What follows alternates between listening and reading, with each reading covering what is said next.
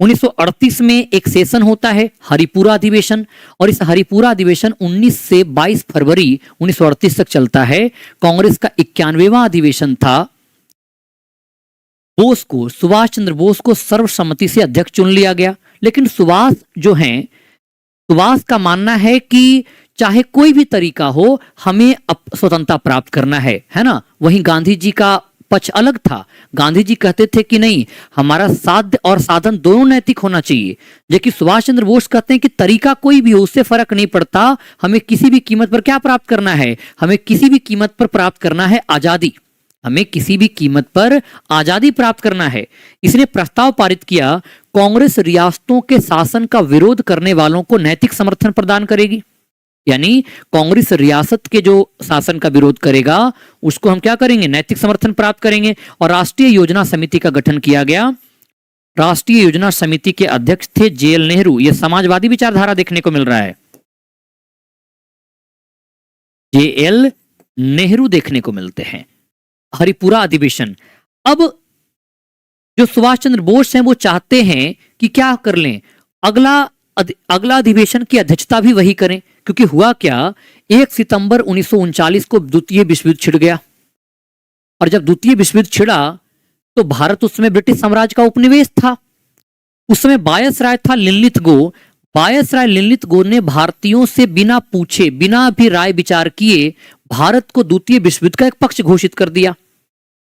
अब जब भारतीयों से बिना पूछे भारत को द्वितीय विश्व युद्ध का एक पक्ष घोषित कर दिया गया तो भारत के विभिन्न वर्गों के द्वारा अलग अलग प्रतिक्रिया दी गई। जैसे आप गौर करोगे कि एक वर्ग जो है कांग्रेस 2 शर्तों पर युद्ध के प्रयासों का समर्थन की बात किया। पहला कहा कि युद्ध के बाद स्वतंत्र भारत की राजनीतिक संरचना निर्धारित के लिए एक संविधान सभा बुलाई जानी चाहिए। युद्ध के बाद यानी आफ्टर द वॉर भारत की राजनीतिक संरचना कैसा होगा, इसके लिए एक संविधान सभा बुलाया जाना चाहिए। हालांकि संविधान सभा की मांग कांग्रेस ने 1935 के अधिवेशन में कर दिया था। केंद्र में एक जिम्मेदार सरकार की तत्काल स्थापना की जानी चाहिए, लेकिन सरकार इसको अस्वीकार कर दिया। यहां पे जो मांग था कि केंद्र में तत्काल एक जिम्मेदार सरकार होना चाहिए, तब कांग्रेस का कहना था कि हम तुम्हारा युद्ध में समर्थन करेंगे, ऐसे हम युद्ध में समर्थन नहीं करेंगे। गांधी जी का कहना था कि वो देखो, गांधी जी कहते हैं कि हम अंग्रेजों के खिलाफ कोई आंदोलन नहीं छेड़ेंगे, क्योंकि जितना विरोधी हम साम्राज्यवादी विचारधारा का है उससे अधिक विरोधी नाजीवादी और फांसीवादी विचारधारा का है।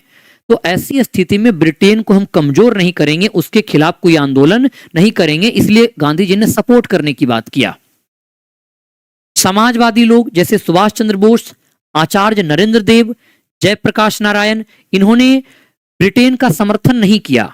यहां तक कि सुभाष चंद्र बोस ने तो इस स्थिति का लाभ उठाने की बात किया। सुभाष चंद्र बोस ने कहा कि ब्रिटेन की आपदा भारतीयों के लिए अवसर है, क्योंकि ब्रिटेन अभी संकट में है और इस संकट का हमें लाभ उठाना चाहिए। अभी ब्रिटेन कमजोर अवस्था में है, हमें उसके खिलाफ एक बड़ा आंदोलन शुरू करके भारत से अंग्रेजों को बाहर निकाल देना चाहिए। लेकिन गांधी जी इसका समर्थन नहीं करते हैं। नेहरू जी ना तो वो विरोध करते हैं और ना तो समर्थन करते हैं। उन्होंने कहा कि देखो, हम ना तो विरोध करेंगे और ना तो समर्थन करेंगे, हम तटस्थ रह करके देखेंगे। बाद में नेहरू जी की बात को स्वीकार करेगी कांग्रेस और नेहरू की विचारधारा पर कांग्रेस आगे बढ़ेगी। तो अलग अलग पक्ष अलग अलग बात कर रहा है, लेकिन सुभाष चंद्र बोस क्या बोल रहे हैं कि अंग्रेजों की आपदा भारतीयों के लिए अवसर है। और इसीलिए जब अगला अधिवेशन हुआ तब सुभाष चंद्र बोस ने त्रिपुरी अधिवेशन जो कि एमपी में किया गया, सुभाष चंद्र बोस ने फिर अपना पर्चा भर दिया। वल्लभ भाई पटेल, गांधी जी जैसे कई बड़े नेता नहीं चाहते थे कि सुभाष चंद्र बोस अगला अधिवेशन का अध्यक्ष बने, लेकिन उन्होंने फाइल कर दिया। तब गांधी जी ने सबसे पहले मौलाना अबुल कलाम आजाद को कहा कि आप अध्यक्ष बनिए, फाइल कीजिए पर्चा, लेकिन वो फाइल नहीं किए। तब गांधी जी ने पट्टाभी सीतारामैया को अध्यक्ष का पर्चा भरवा दिया। 29 जनवरी को मुकाबला हुआ और सुभाष चंद्र बोस चुनाव जीत गए। 1377 के मुकाबले 1580 मतों से निर्वाचित हुए। गांधी जी ने घोषणा किया कि सीतारामैया की हार गांधी की हार है। सीतारामैया की हार किसकी हार है? गांधी की हार है। देखो, त्रिपुरी अधिवेशन एक पहला मामला है कि अध्यक्ष पद हेतु चुनाव कराया गया। अभी तक जो कांग्रेस के अध्यक्ष होते थे वो सर्वसम्मति से स्वीकार किए जाते थे, उसके लिए चुनाव नहीं होता था। कांग्रेस के अध्यक्ष के लिए कभी चुनाव नहीं होता था। तो यहां पे आप देखोगे अध्यक्ष पद हेतु चुनाव हुआ, यह पहला मौका है। अध्यक्ष पद हेतु चुनाव ये पहली बार देखने को मिलता है, फर्स्ट टाइम। और इसी को त्रिपुरी विवाद कहते हैं। इसी को क्या कहा जाता है? त्रिपुरी विवाद, जो कि अध्यक्ष पद को लेकर विवाद है। गांधी जी, सुभाष चंद्र बोस, गांधी जी, वल्लभ भाई पटेल, तमाम बड़े बड़े जो सीनियर नेता हैं वो नहीं चाहते थे कि बोस अध्यक्ष बने, क्योंकि बोस की विचारधारा अलग विचारधारा थी। ये मानते थे कि हमें कोई भी तरीका हो, हम हर तरीका अपनाएंगे बस भारत को आजादी के लिए। वो नाजीवाद का भी समर्थन प्राप्त करने को तैयार थे। इसको लेकर के गांधी की विचारधारा और सुभाष बोस की विचारधारा में अंतर था। हालांकि ऐसा नहीं था कि दोनों एक दूसरे के विरोधी थे। सुभाष चंद्र बोस कहते हैं कि मैं जनता का समर्थन प्राप्त कर पाया हूं, लेकिन भारत के सबसे महान आदमी का समर्थन प्राप्त करने में विफल रहा। यह मेरी सबसे बड़ी विफलता है। मैं एक तरह से फेल कर गया कि भारत की जनता का समर्थन मुझे मिल रहा है, लेकिन भारत के सबसे बड़े नेता, सबसे महान आदमी गांधी जी का समर्थन नहीं प्राप्त कर पा रहा हूं, क्योंकि दोनों की विचारधारा में अंतर है। आप गौर करोगे कि गांधी जी आगे चलकर के 1942 में सुभाष चंद्र बोस को राष्ट्र, जिसको कहते हैं कि राष्ट्रवादियों का राजकुमार कहेंगे, कि वो तो राष्ट्रवादियों का राजकुमार है। और 1944 में जब रंगून से रेडियो पर घोषणा करेंगे तो सुभाष चंद्र बोस भी गांधी जी को भारत के राष्ट्रपिता कह के बुलाएंगे, क्योंकि सुभाष चंद्र बोस जानते थे कि गांधी जी की जो महानता है, गांधी जी का जो तरीका है वो बेहतर तरीका है। लेकिन सुभाष चंद्र बोस भारत की आजादी को डिले नहीं करना चाहते थे। वो किसी भी कीमत चुकाने को तैयार थे भारत की आजादी प्राप्त करने के लिए। तो दोनों की विचारधारा में परिवर्तन देखने को मिलता है। हालांकि दोनों का लक्ष्य एक ही था, भारत की आजादी। तो गांधी जी के साथ वैचारिक मतभेद हो गया, क्योंकि गांधी जी ने घोषणा भी किया कि सीतारामैया की हार गांधी की हार है। आज गांधीवाद हार गया। बोस को इस्तीफा दे दिया जाता है। तब अध्यक्ष कौन बनते हैं? तब अध्यक्ष बनते हैं डॉक्टर राजेंद्र प्रसाद। तब अध्यक्ष कौन बनते हैं? डॉक्टर राजेंद्र प्रसाद अध्यक्ष बनते हैं। त्रिपुरी अधिवेशन की अध्यक्षता किसके द्वारा किया जाता है? डॉक्टर राजेंद्र प्रसाद का। गांधी, सुभाष चंद्र बोस इस्तीफा दे देते हैं। इस्तीफा दे के वो अलग हो जाएंगे, है ना। इस्तीफा दे को क्या हो जाएंगे? वो अलग हो जाएंगे। आगे चल करके वो 1 सितंबर 1939 में ही वो कांग्रेस के भीतर फॉरवर्ड ब्लॉक का गठन करेंगे। फिर आगे चल के बने रहेंगे। 1940-41 में भारत से वो छोड़ करके जर्मनी चले जाएंगे। तो उनकी रास्ता यहां से क्या हो जाएगा? अलग हो जाएगा। वो सारी बातें हम जब क्रांतिकारी आंदोलन पढ़ेंगे तब बात करेंगे। 17 अक्टूबर 1939 को लिनलिथ-गो का वक्तव्य आया। कांग्रेस का समर्थन हासिल करने के लिए लिनलिथ-गो ने एक बयान दिया, जिसमें क्या क्या शामिल था। कांग्रेस ने एक लिनलिथ-गो ने बयान दिया कि भारत सरकार अधिनियम 1935 में संशोधन के संबंध में विभिन्न दल और समुदायों के साथ, प्रतिनिधियों के साथ परामर्श करेंगे। आगे की सलाह के लिए एक परामर्शदात्री समिति का गठन किया जाएगा। और ब्रिटिश युद्ध के किसी भी उद्देश्य को परिभाषित नहीं किया गया। यानी कि ब्रिटिश युद्ध का, क्योंकि भारतीयों का कहना था कि देखो भैया, तुम हमको क्या करो, पहले भारत में एक जिम्मेदार सरकार बनाओ, एक उत्तरदायी सरकार बनाओ, तब हम आपका युद्ध में समर्थन करेंगे। ऐसे युद्ध में समर्थन नहीं करेंगे, हवा में बात नहीं करेंगे। तो लिनलिथ-गो का जो वक्तव्य आया, ये वक्तव्य फेल कर गया। और इसके विरोध में कांग्रेस मंत्रियों ने 8 मंत्रिमंडल में जो सरकार बना के रखा था, उन सब जगह से इस्तीफा दे दिया, क्योंकि भारतीयों के परामर्श के बिना ही भारत को युद्ध में शामिल किया गया था ना। तो भारत के लोग नाराज हो गए कि ये तो गलत है। कांग्रेस कार्य समिति ने निर्णय दिया कि यदि एक केंद्रीय भारतीय राष्ट्रीय सरकार का गठन किया जाए और युद्ध के बाद स्वतंत्रता के लिए प्रतिबद्धता व्यक्त किया जाए तो वो सहयोग करेगी, और अगर ऐसा नहीं तो वो इस्तीफा दे देगी। वायसराय बात मानने से मना कर दिया। नवंबर 1939 में कांग्रेस मंत्रिमंडल ने इस्तीफा दे दिया। जिन्ना के नेतृत्व में 22 दिसंबर 1939 को मुक्ति दिवस के तौर पर मनाया गया। जिन्ना ने मुक्ति दिवस के तौर पर मनाया। मार्च 1940 में रामगढ़ अधिवेशन का आयोजन किया गया। यह 53वां सत्र था। रामगढ़ रांची में अध्यक्ष थे मौलाना अबुल कलाम आजाद। अब ये 1940 में जो अध्यक्ष बनेंगे 1945 तक अध्यक्ष रहेंगे। कांग्रेस के सबसे लंबे कार्यकाल तक अध्यक्ष रहेंगे 1940 से 1945 तक। क्यों? क्योंकि इस बीच में कांग्रेस का कोई अधिवेशन होगा नहीं। इस बीच में भारत छोड़ो आंदोलन चलेगा और वही एक आखिरी आंदोलन है जो ये तय कर देगा कि अब भारत का आजाद होना तय है। भारत अब अंग्रेजी गुलामी के अंतर्गत नहीं रह सकता है। रामगढ़ अधिवेशन में ताना भगत ने भी चरखा चलाकर सूत भी काटा था। बापू ने यहां उपस्थित महिलाओं से पर्दा प्रथा, छुआछूत, अशिक्षा, अंधविश्वास जैसी कुरीतियों से जिहाद करने की अपील किया। लेकिन सबसे बड़ी बात जो रामगढ़ अधिवेशन में आया, यहां पे नेताजी सुभाष चंद्र बोस ने कांग्रेस की नीतियों के खिलाफ समानांतर अधिवेशन किया था। यह भी इंपॉर्टेंट हो सकता है कि किस अधिवेशन के दौरान नेताजी ने कांग्रेस के अधिवेशन के खिलाफ समानांतर किया था। 1940 में रामगढ़ अधिवेशन। क्या क्या निर्णय लिया? सबसे इंपॉर्टेंट है कि पूर्ण स्वतंत्रता की मांग को दोहराया गया। कांग्रेस ने कहा कि पूर्ण स्वतंत्रता से कम पर तो बात ही नहीं बनेगी। पूर्ण स्वतंत्रता से कम पर तो बात ही नहीं बनेगी। इससे कम पर कोई बातचीत नहीं होगा। जो भी बातचीत होगा इसी के दायरे में रह करके बातचीत होगा। तुम बात करो, कब हमको दोगे पूरी आजादी तभी तुमसे कोई बातचीत करेंगे, ऐसे कोई बातचीत नहीं करेंगे।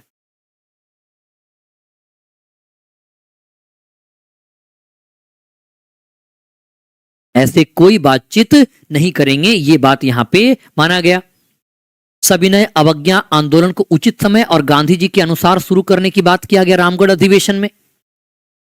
1940 में है।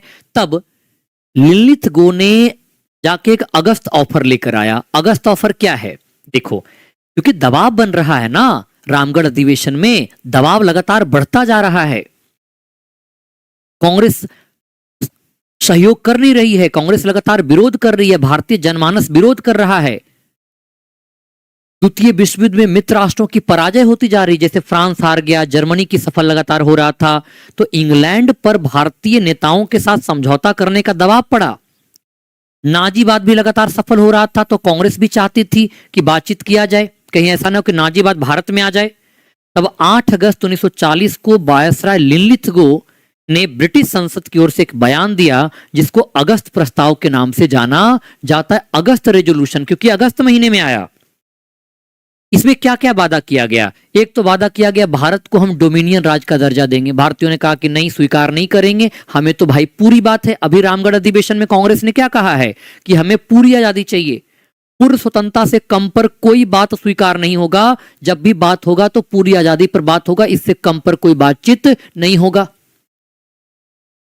भारत के लिए डोमिनियन राज का दर्जा देने की बात किया। यह भी कहा कि युद्ध के बाद ब्रिटिश सरकार भारत के नए संविधान को तैयार करने के लिए मुख्य रूप से भारतीयों से मिलकर एक प्रतिनिधि निकाय बनाएगी।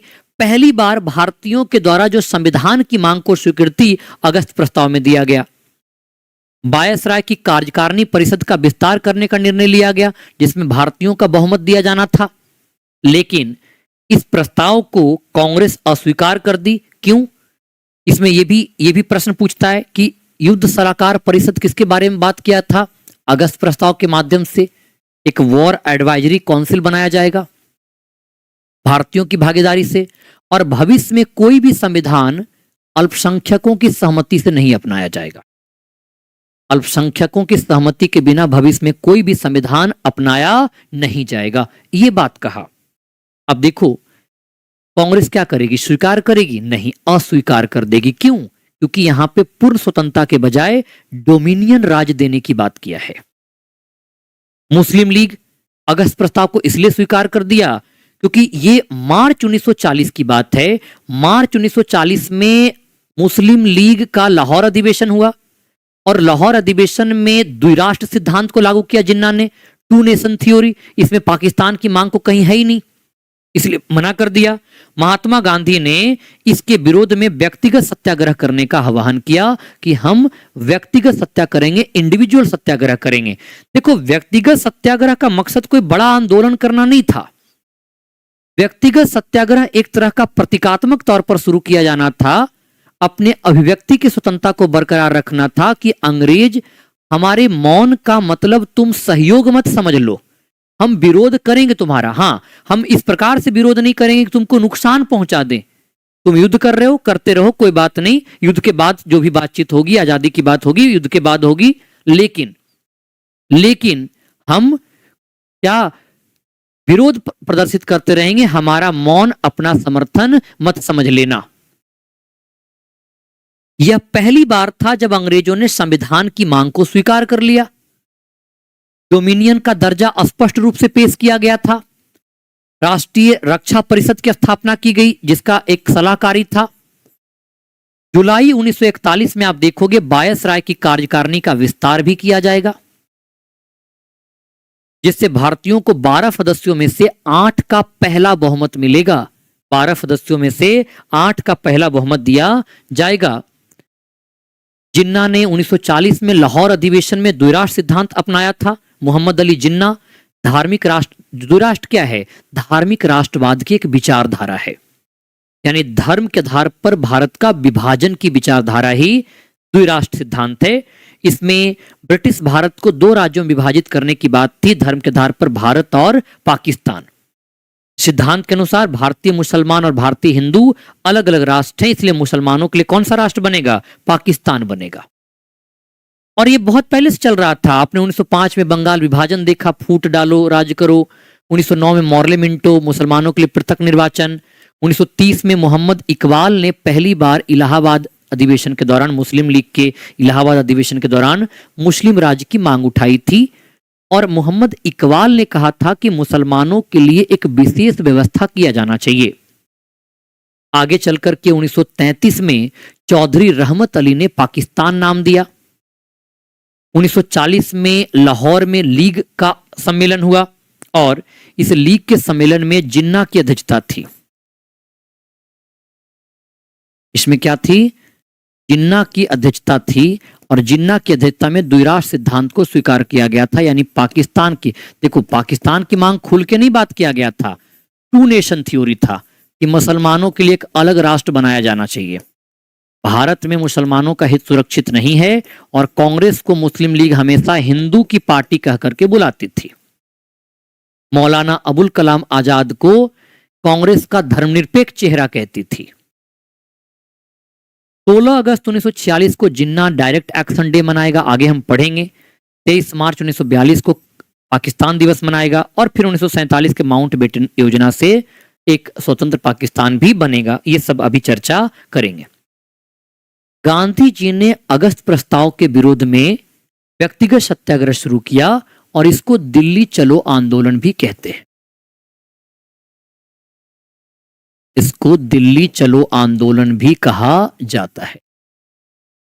बड़ी सावधानी से गांधी जी ने व्यक्तिगत सत्याग्रहियों का चुनाव किया। 7 अक्टूबर 1940 को पवनार आश्रम या पौनार आश्रम महाराष्ट्र से इसको शुरू किया गया। प्रथम सत्याग्रही विनोबा भावे थे, दूसरे सत्याग्रही नेहरू जी थे, तीसरे ब्रह्मदत्त थे, और गांधी जी ने दिसंबर 1941 में व्यक्तिगत सत्याग्रह को वापस ले लिया। जनवरी 1941 में कुछ परिवर्तन के साथ फिर शुरू किया, और अगस्त 1941 में अंततः वापस ले लिया। उद्देश्य क्या था? जैसा कि मैंने आपको बताया कि व्यक्तिगत सत्याग्रह का उद्देश्य था युद्ध के खिलाफ शांतिपूर्ण तरीके से विरोध करना। हम अंग्रेजों को नुकसान नहीं पहुंचाएंगे, लेकिन अपना विरोध जारी रखेंगे, लोगों की भावनाओं को व्यक्त करना, और सरकार को कांग्रेस की मांगों को शांतिपूर्ण तरीके से स्वीकार करने का एक और अवसर देना, यह उद्देश्य था। यह मुख्य तौर पर अभिव्यक्ति की स्वतंत्रता पर आधारित है। जो ये गांधी जी कहते हैं कि हमारे मौन को तुम अपनी कमजोरी मत समझ लो, हम तुम्हारा सहयोग करने को तैयार नहीं हैं। ये एक नियंत्रित व्यक्तिगत सत्याग्रह होना था, इसलिए सत्याग्रहियों का चयन मुख्य रूप से गांधी जी पर छोड़ दिया गया था, और गांधी जी ने ही सत्याग्रह को चयनित किया। अगस्त 1941 में गांधी जी ने क्या किया, इसको वापस ले लिया। तब अब देखोगे 1942 में क्रिप्स प्रस्ताव आएगा। ये 24 मार्च 1942 को क्रिप्स मिशन आएगा, जिसका अध्यक्ष कौन है, जिसका अध्यक्ष आप देखोगे तो स्टैफोर्ड क्रिप्स है। अध्यक्ष कौन है, स्टैफोर्ड क्रिप्स है। देखो ये क्यों आया, इसके आने के पीछे का कारण क्या है। इसके आने के पीछे का कारण है द्वितीय विश्व युद्ध में, सेकेंड वर्ल्ड वॉर में सिंगापुर और रंगून के पतन के बाद, क्योंकि लगातार जो धुरी राष्ट्र था वो लगातार जीत रहा था, मित्र राष्ट्र कमजोर पड़ रहा था, तब चीन के राष्ट्रपति फाई कान शेक थे और अमेरिकी राष्ट्रपति रूजवेल्ट ने ब्रिटिश प्रधानमंत्री विंस्टन चर्चिल पर दबाव बनाया और भारतीयों के साथ वार्ता करने को कहा। तब विंस्टन चर्चिल भारत का सहयोग प्राप्त करने के लिए युद्ध में स्टैफोर्ड क्रिप्स की अध्यक्षता में क्रिप्स मिशन को भेजेगा। अब क्रिप्स मिशन क्या कहेगा, देखो ये 24 मार्च 1942 को आएगा।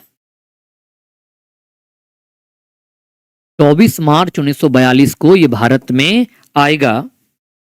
प्रस्ताव क्या था, एक तो था डोमिनियन स्थिति, भारत को फिर से वही घिसा पिटा राग अलाप रहा है कि भारत को क्या दे देंगे, भारत को डोमिनियन स्थिति दे देंगे युद्ध के बाद। और ये देखो कब की बात कर रहा है, युद्ध के समय नहीं, तुरंत नहीं, युद्ध के बाद, युद्ध के बाद डोमिनियन स्थिति देने की बात करता है। संविधान सभा बनाया जाएगा, पहली बार संविधान सभा गठन करने की मांग को स्वीकार किया और यह भी कहा कि संविधान सभा का गठन भारतीय सदस्यों से मिलकर किया जाएगा, जिसके सदस्य प्रांतीय विधानसभा द्वारा चुने जाएंगे और रियासत के मामले में शासक द्वारा मनोनीत होंगे। यानी अब जो संविधान का मसौदा पूरी तरह से भारतीयों द्वारा तैयार किया जाएगा, इस पर अंग्रेजों ने सहमति दे दिया। तीसरा, प्रांतों के लिए अलग होने का अधिकार, यह एक तरह से भारत के विभाजन का मार्ग गेट खोल दे रहा था।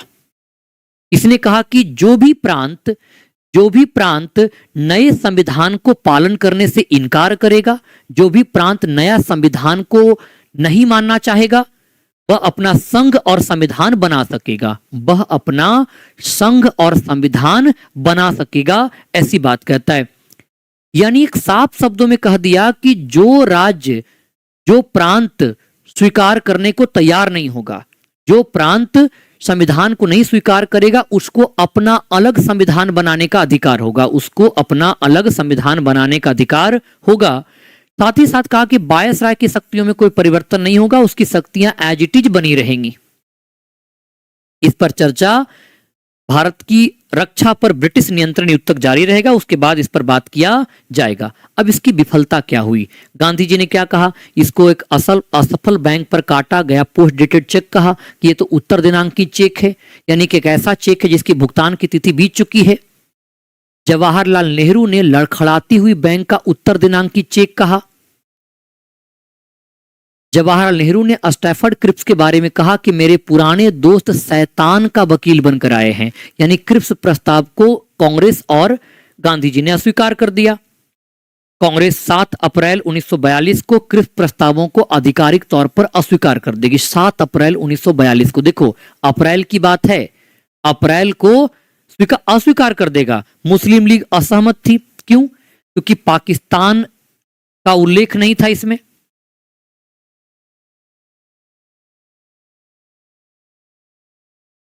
पाकिस्तान का उल्लेख नहीं था, तो पाकिस्तान का उल्लेख नहीं होने की वजह से